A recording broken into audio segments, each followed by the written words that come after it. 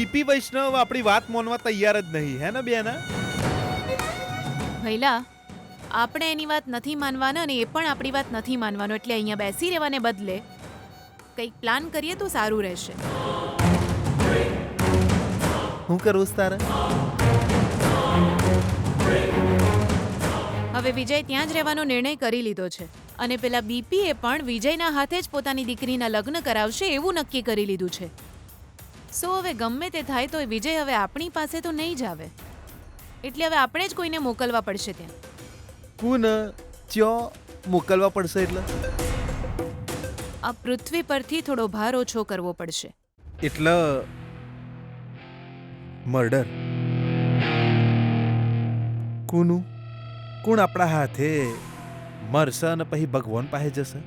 ભૈલા, વિજય હજુ સુધી ત્યાં જ છે, મતલબ 100% ગીતાને અહીંયા પાછી લાવવાનો પ્લાન બનાવી રહ્યો હશે. અને એટલું જ નહીં, 10 દિવસ પછી જે ગીતાના લગ્ન થવાના છે, વિજય એને રોકવાનો પ્લાન પણ કરી જ રહ્યો હશે.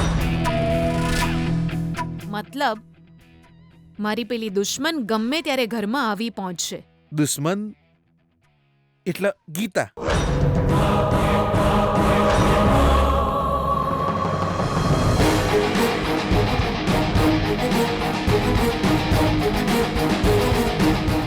હા, એટલે જ આપણે એનું મર્ડર કરવું જ પડશે ભાઈ.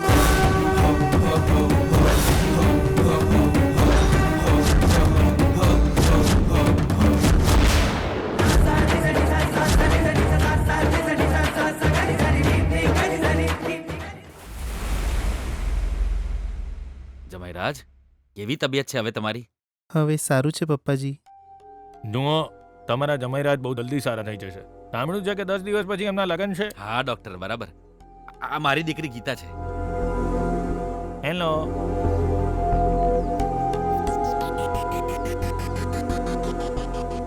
ગીતા, જમાઈરાજ સાથે વાત તો કર બેટા. અરે રે રે રે, આટલી શરમાઈશ તો કેવી રીતે ચાલશે બેટા? વાત તો કરવી પડશે ને. અરે ગીતાજી, તમે છેક ત્યાંથી અહીં મળવા આવ્યા છો ને, તો વાત તો કરો.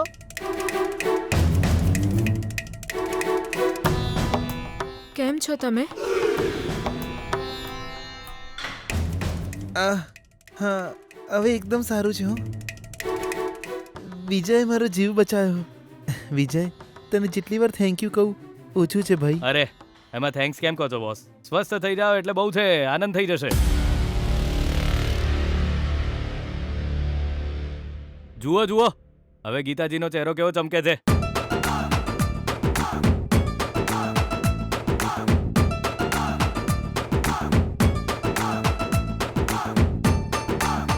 અંકલ, મેં કંઈ ખોટું તો નથી કહ્યું ને? કંઈ જ ખોટું નથી કીધું બેટા. અરે મારી સાથે લઈને આવ્યો ને, એ જ ખોટું હતું. આ લોકોના લગ્ન થવાના છે, એ લોકોને થોડી વાર વાત કરવા દઈએ. ચલ બહાર ચાલ. ઓકે અંકલ, ઓકે, આપણે જઈએ બહાર. ચલ. Geetaji, all the best. Manmohanji, mummy. All the best, all the best. Uncle, ચલો ને આપણે જઈએ. હા ચાલ. સોરી જમાઈરાજ, અરે જાનવર જેવો હાથ છે આનો તો.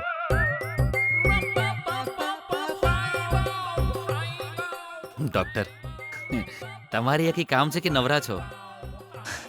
નથી ને કશું? તો હાથ જોડીને તમને પણ વિનંતી કરું, બહાર આવો ને. ઓકે જમાઈરાજ.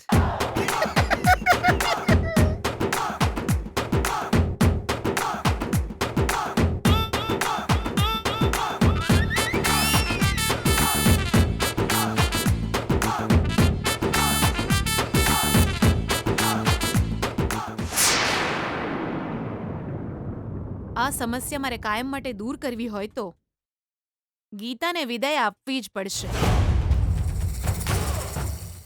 બેના આ ચો નવો પ્લાન છે. હરીફરીને વારે ઘડી આપણે એનો એ જ પ્લાન બનાવીએ છીએ. આ તો બહુ જૂનો છે. આના પહેલા આપણે કેટલી વાર એને મારવા જ્યા છીએ. હું નહીં એવું મારવા જઈને હારવા માટે બેના. આઈ એમ સોરી.